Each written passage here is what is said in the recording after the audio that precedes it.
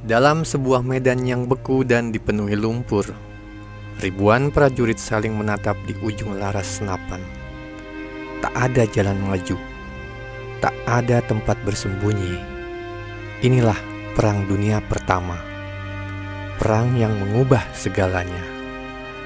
Tapi dari kehancuran itu, lahirlah sebuah monster baja yang akan mendominasi medan perang selama 1 abad ke depan.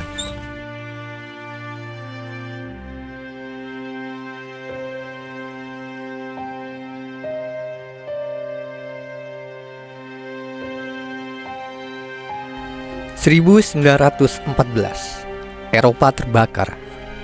Perang Dunia I pecah dan mengubah wajah peperangan. Tapi bukan karena senjata baru, melainkan karena satu hal: parit. Perang berubah menjadi kebuntuan. Infanteri tertahan, artileri menghujam tanpa henti, dan setiap langkah maju harus dibayar dengan ribuan nyawa. Satu pertanyaan muncul dari balik parit itu: bagaimana kita bisa menembus garis musuh? Bagaimana kita bisa bergerak di atas medan penuh kawat berduri, lumpur, dan peluru?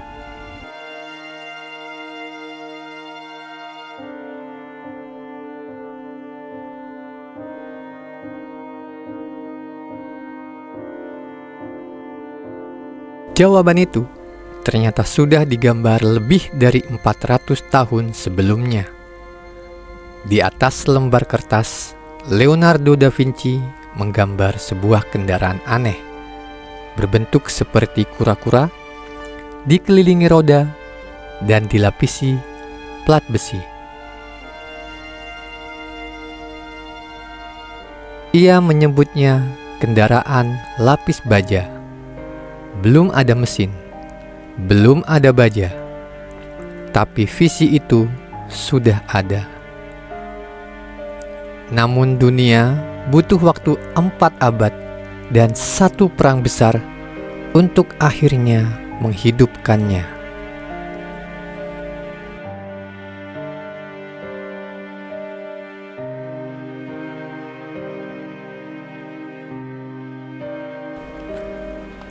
(1915) Inggris sadar bahwa pasukan mereka butuh solusi. Winston Churchill, saat itu Menteri Angkatan Laut, membentuk sebuah tim rahasia, Landships Committee. Mereka bukan ilmuwan biasa. Mereka adalah insinyur kapal, penemu, dan tentara. Salah satunya Letnan Kolonel Ernest Swinton. Dia percaya bahwa jika traktor bisa berjalan di ladang, maka kendaraan perang bisa berjalan di medan tempur. Desain pertama mereka aneh, besar, lambat, berbentuk seperti berlian, tapi bisa melintasi parit dan kawat berduri. Proyek ini begitu rahasia hingga mereka menyebutnya dengan nama sandi tank, yang artinya tangki air.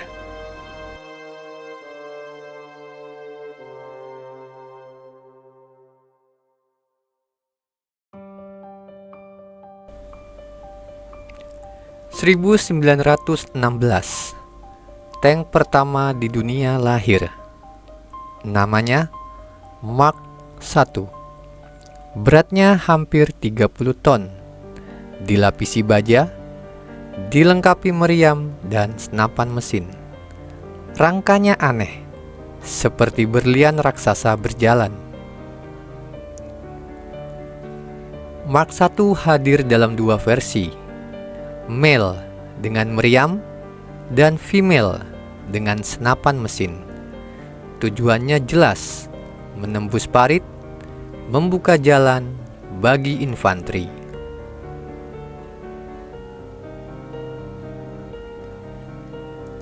15 September 1916. Tank Mark I pertama kali bertempur di pertempuran Somme. Musuh ketakutan melihat monster baja yang belum pernah mereka saksikan. Tapi kenyataannya, tank ini masih jauh dari sempurna. Sering mogok, panas di dalam, lambat, tapi satu hal pasti, perang telah berubah selamanya.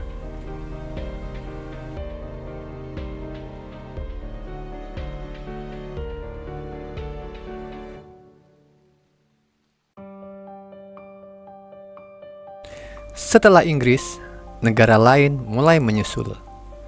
Prancis menciptakan Renault FT, tank kecil dengan satu fitur revolusioner, menara putar di atasnya. Desain ini menjadi standar untuk semua tank modern.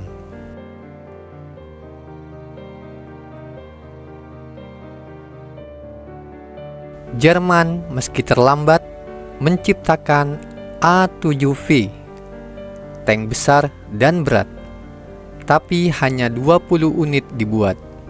Perang hampir usai.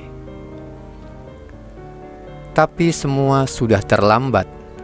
Tank telah muncul, dan dunia tidak akan pernah kembali seperti dulu.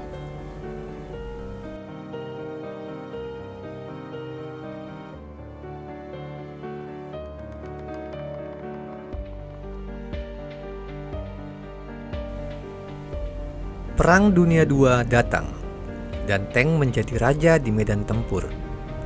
Jerman memperkenalkan Panzer dan Tiger, mesin perang besar dengan armor tebal dan senjata mematikan. Soviet membalas dengan T-34, ringan, cepat, dan mudah diproduksi massal. Sementara Amerika mengandalkan Sherman, tank yang mungkin tidak sempurna, tapi hadir dalam jumlah besar. Tank bukan lagi pendukung, mereka adalah tulang punggung, ujung tombak perang modern.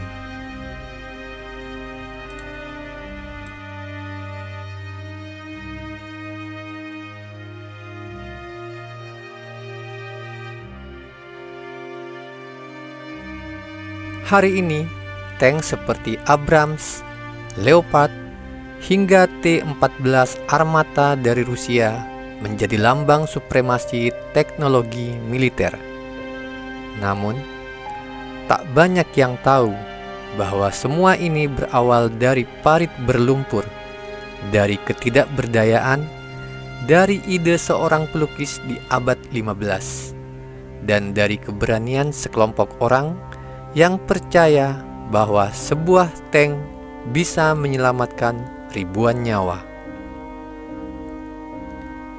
Tank bukan hanya kendaraan perang, ia adalah simbol ketahanan, inovasi, dan adaptasi manusia terhadap kekacauan yang diciptakannya sendiri.